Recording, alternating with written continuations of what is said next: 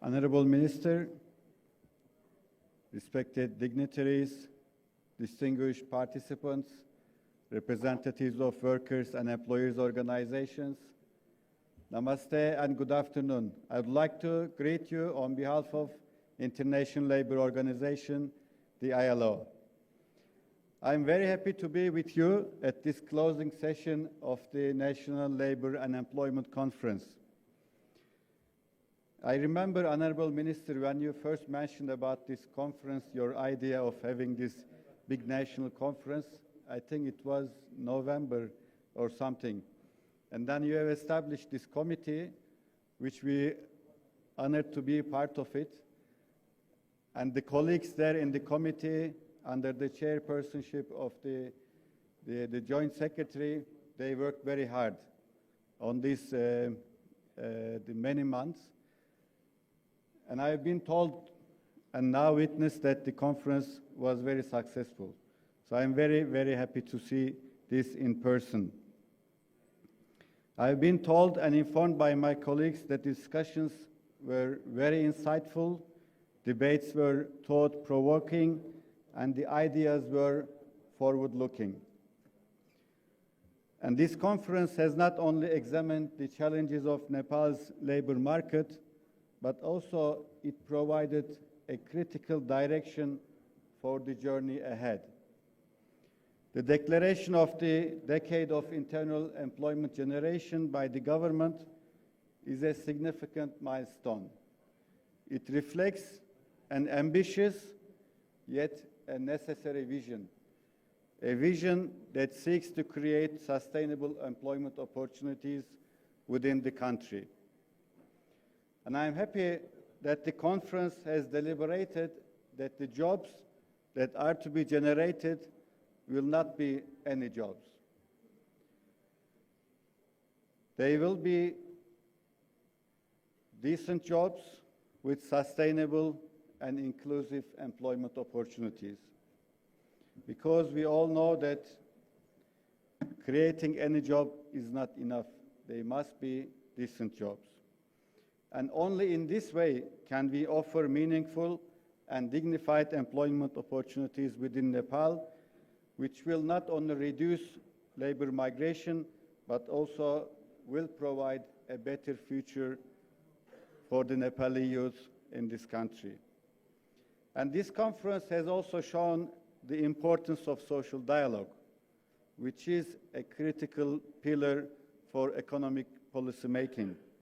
The commitment from the government, from employers, from private sector, from trade unions, from workers' organizations, in fostering a culture of dialogue and cooperation is very commendable. And of course, also bringing together all these other partners, like us, development partners, but also other partners from the country is very, very important. Another key takeaway from the discussions has been the role of public employment services. Given Nepal's diverse geography, federal structure, and socioeconomic conditions, these services remain an essential tool for ensuring right to employment. Extending these services to the skilled workers, returnee migrants, the most vulnerable, and the hard-to-reach populations is not just a policy choice, but it is a necessity. If employment is to be the true pathway for dignity, then every Nepali, regardless of where they live, they must have access to quality employment services. We have had also deep discussions on labor migration, an issue that has long defined Nepal's employment landscape.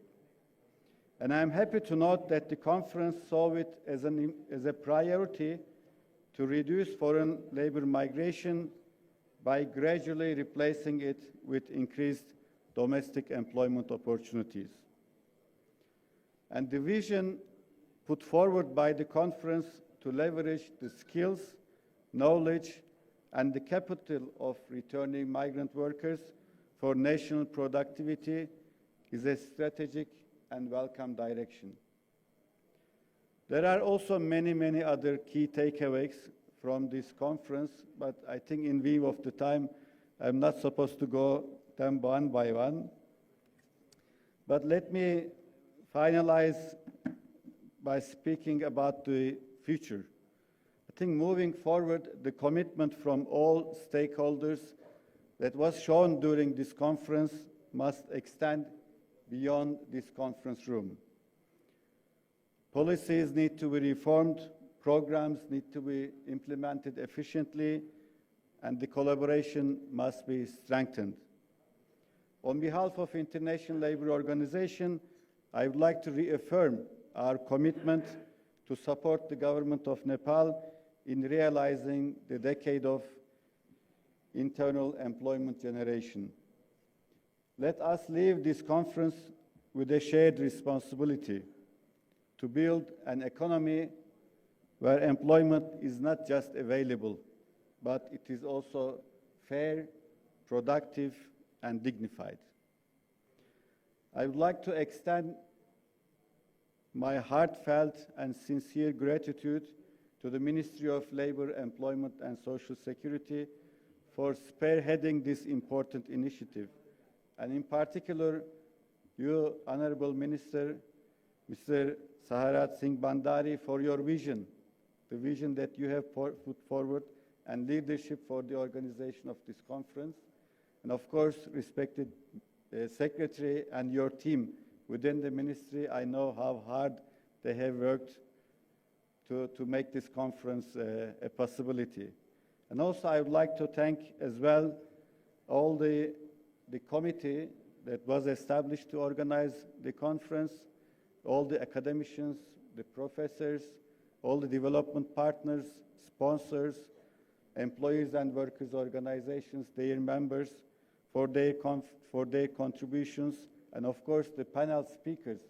I have heard that we had 31 speeches. That's really impressive, for also their contributions. Let's move forward with determination and action and continue working together for building a better future for everybody in this country. Dhanyavad.